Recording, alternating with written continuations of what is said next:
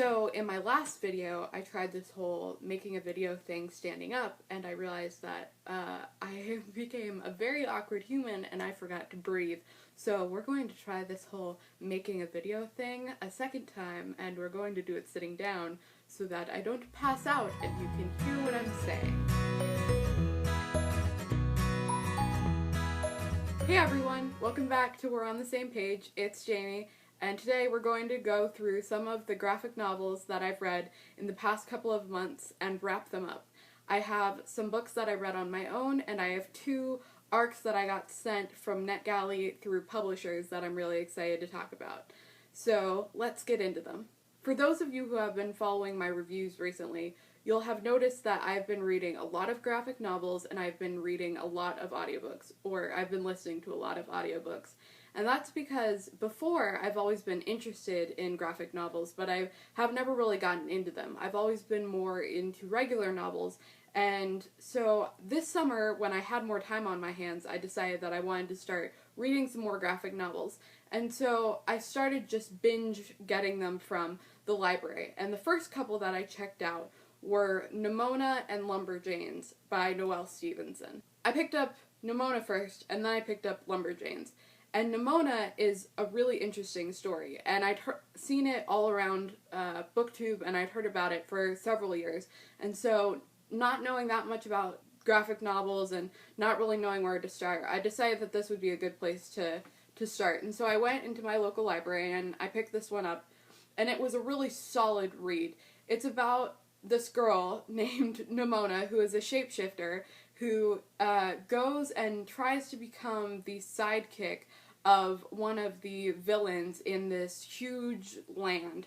But the problem with this is that it's sort of set up, there's like a ministry that's involved in the world of Nimona, and so they're in charge of the conflict, and so they basically rigged this event so that one person would come out the villain and one person would come out the hero. It's analyzing the villain trope, the hero trope. It's putting that on its head.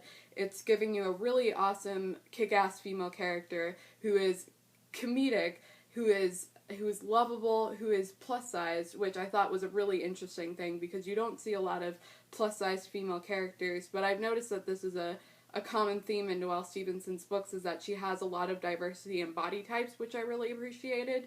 And so it was a really interesting read. And so I picked Nimona up and I read it in a day. I think I read the whole thing in the day that I got it from the library. And so right after that I picked up Lumberjanes, and I really enjoyed Lumberjanes too. I only got the first volume and I just had to return it to the library after I made my last video.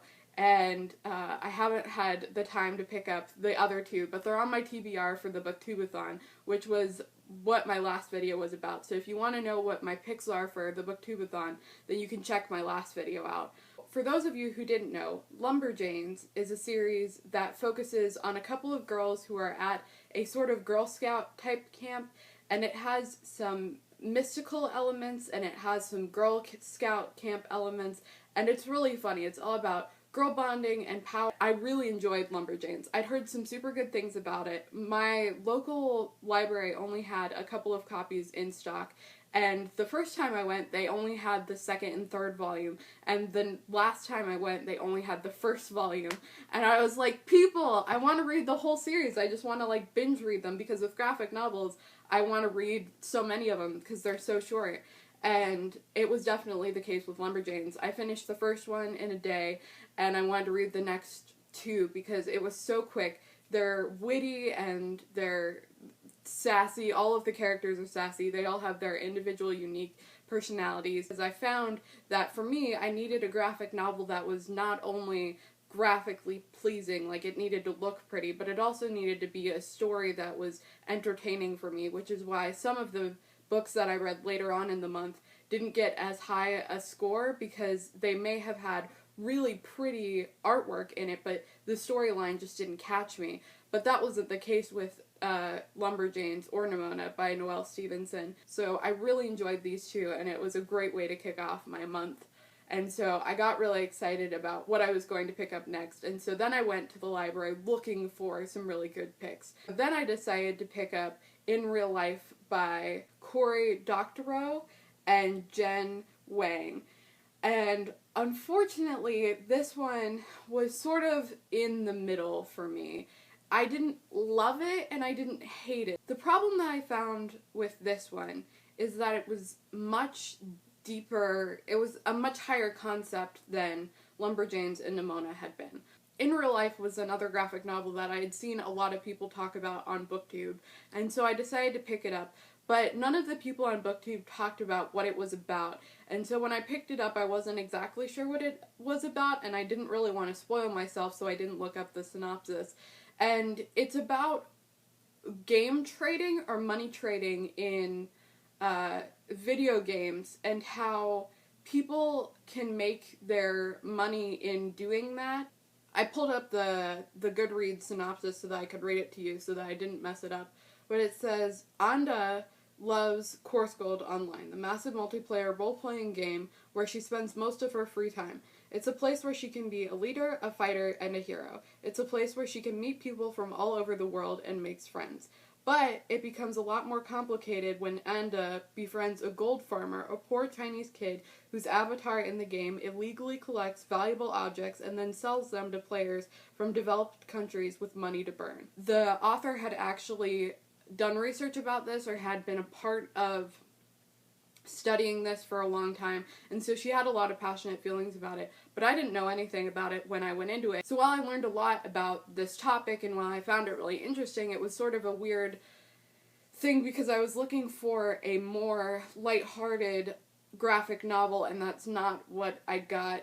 I'm not saying that that's a bad thing, it was actually a very educational thing, but the story was sort of awkward in places. It wanted to move along, and it wanted to be this girl empowerment story at some points. Anda, I think I'm saying that right, joins a female-only league, video game league, and so there's a lot of like joining together and fighting against a cause, but there's also a lot of info dumping about what is happening in terms of this economic system that's happening in the game. And in a very short graphic novel, I don't really know if it fits, but at the end, the person that Anda has been working with, the gold farmer that she had been working with, ends up coming back and sort of falling in love, or they sort of start to have more of a relationship.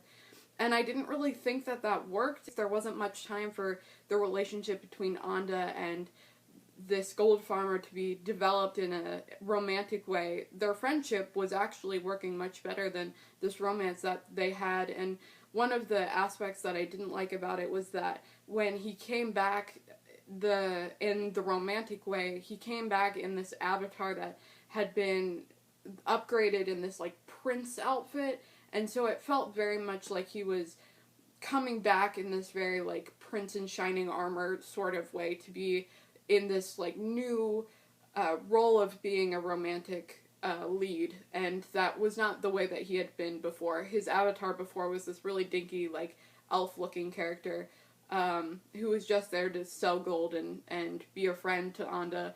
It was an aspect of the book that didn't work for me, and it made me give the book 2 out of 5 stars. So it was sort of a downgrade from after the high that I was on from reading Lumberjanes and Nimona. And then after that, I decided to start looking for some new arcs that were graphic novels, because I hadn't gotten arcs in a while, and I found 2 in particular that I was really excited about. The first one that I found was The Wendy Project by Melissa Jane Osborne.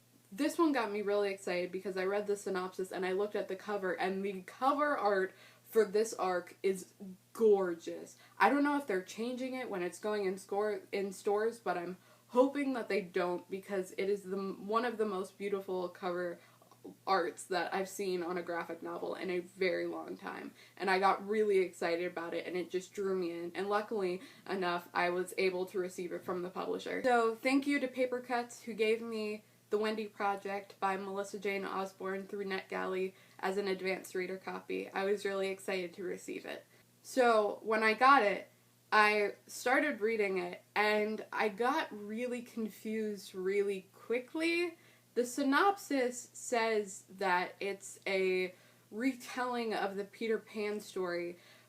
However, it doesn't really feel like that. It makes it feel like it's sort of like Hooked or like Finding Neverland, where there's the Peter Pan story exists and it's a reality that's somewhere over here, and then you have the main characters that are rotating in the rest of the story, and they get sucked into the Peter Pan world, but it's not a retelling of the Peter Pan story. But I had some problems with the Wendy Project, primarily the fact that it was just too short for, I think, what it was trying to accomplish. I think that for all of the emotional beats that it was trying to hit, that the story moved too quickly, and that the overall graphic novel itself was just too short.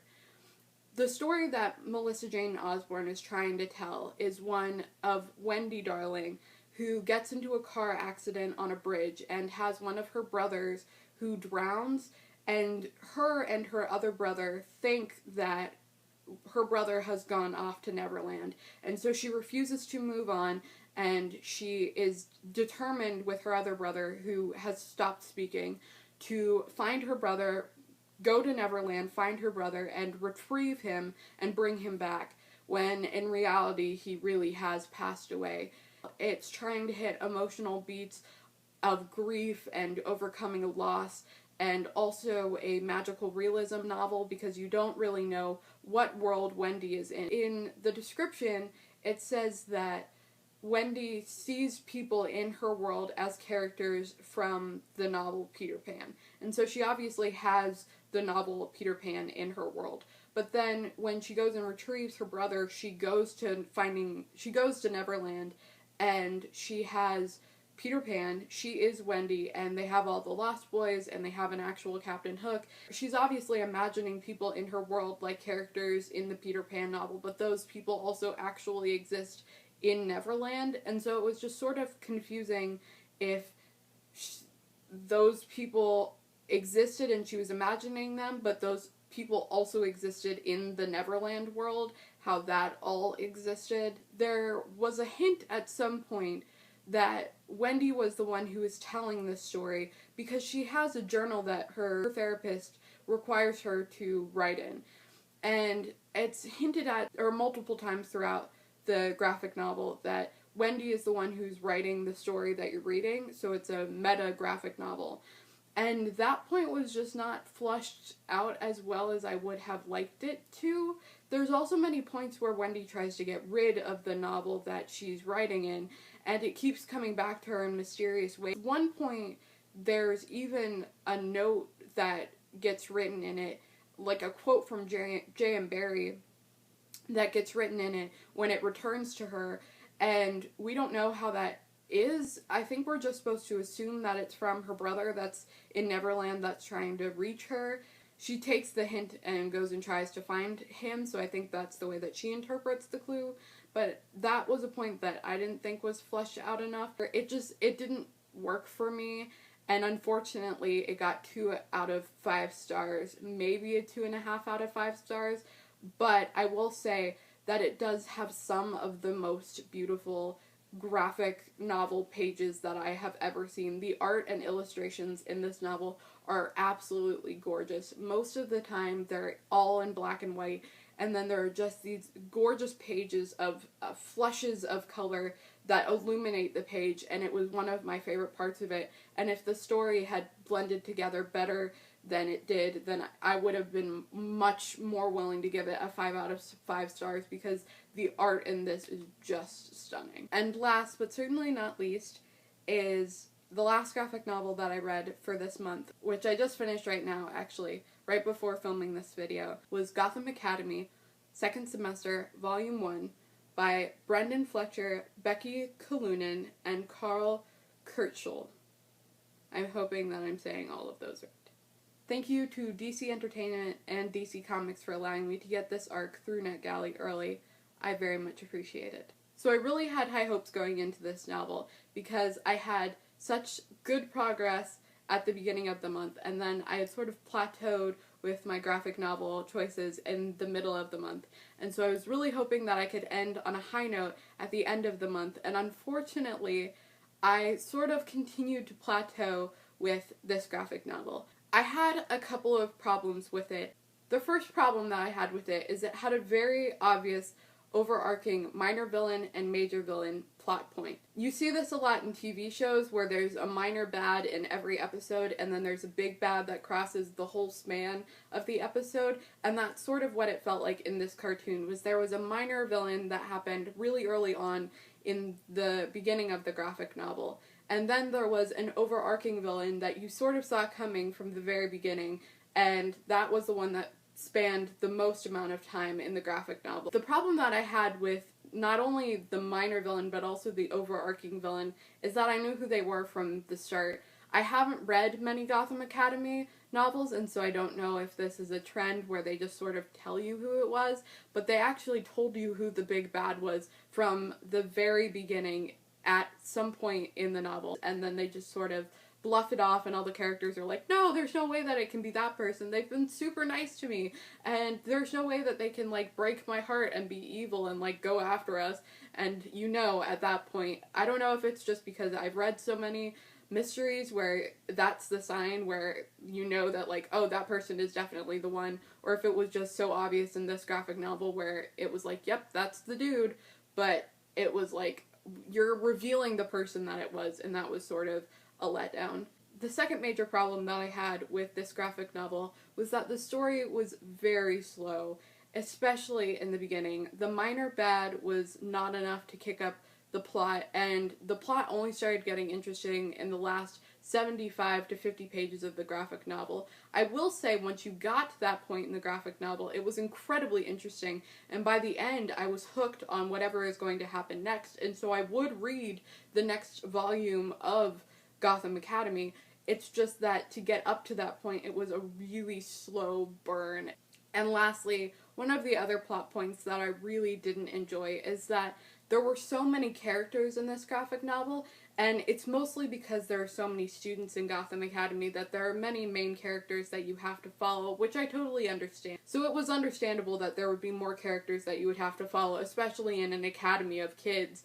But the problem that I had with that was that in addition to those characters, there were more characters that were added on later on in the story, and you had to keep up with those, and after already having so many characters at the beginning of the story, introducing more characters later on in the story that you had to follow just seemed excessive. I also will admit that I did find myself being very confused by many of the characters at some point. Most of the characters have very good and distinct character features and characteristics in the way that they speak and the way that they are written and their character arcs and designs that make them distinguishable from the rest of their fellow companions, but there were some of them that were just so similar to other characters that it was difficult to distinguish them, which was so unfortunate because I wanted to love them so much. So I'm really hoping that in the next installment, because I really do plan to read the next installment, I'm hoping that I can just, like, get into it and have it grab my heart because I want to love these characters so badly. On a positive note, I will say, just like the Wendy Project, Gotham Academy looked absolutely stunning. I have read some really pretty looking graphic novels this month. It was all set in the winter time, and so the scheme for Gotham Academy was all of these cool tones, and all of the characters were set in very dark lights. The only brighter tones that you saw were closer to the end, which made them contrast with the cool tone palette very nicely. And the highlights of the characters were done in very distinct colors so that you could see if a character, there's one character that can shapeshift, and you could tell that she was shape-shifting because her character was in orange for a really long time. And for most of the book, that's the only thing that was in orange until you get to later on in the graphic novel. And so it was easy to distinguish her and when she was in her transformation form from the rest of the graphic novel because of the color scheme, and I really enjoyed that. I thought it looked absolutely gorgeous. So that is it. That is all of the graphic novels that I have been reading in the past couple of months. I didn't realize how many I had been reading until I sat down to make this video, and then I looked at them all and was like, wow, I went from reading no graphic novels to reading a bunch of them in a month. But if you have some recommendations for more graphic novels that you would like me to pick up, leave them in the comments below. I would love to hear about them, especially because we have the readathon coming up, and I could always use some good graphic novels to break up my reading in the middle of the readathon. If you want to check me out on any of my social media, I'm at Official Same Page on Twitter and Instagram. I'm at We're on the Same Page on Facebook. I'm a Facebook page there. And of course, the blog www.we'ronthesamepage.wix.com/justjaime. And I hope to make more videos soon. I'll see y'all later. Bye!